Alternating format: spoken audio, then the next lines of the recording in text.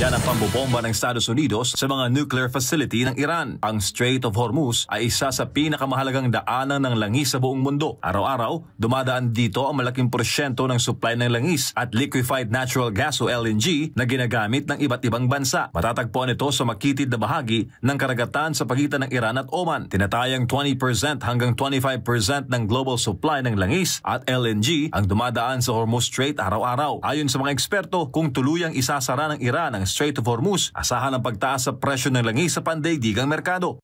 The door for diplomacy should be always keep open, but this is not the case right now.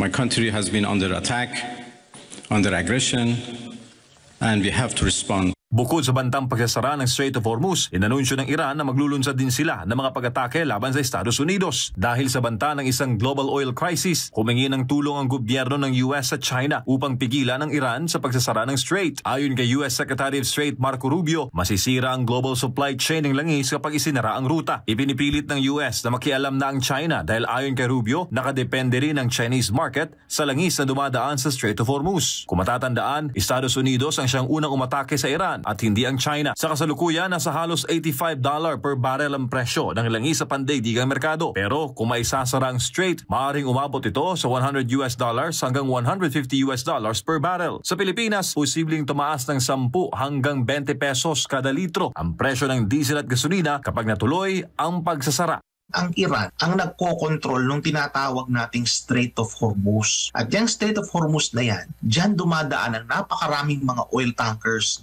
galing sa Qatar, galing sa Kuwait, galing sa Iraq, galing sa Saudi Arabia. Dyan dumadaan yan. At kapag sinara yan, walang dadaan ng iba yung mga tankers na nagdadala niyang produktong petrolyo sa iba't ibang mga bansa, kabilang na ang Pilipinas. Para sa Diyos sa Pilipinas kung mahal, MJ Mondeja, SMNI News.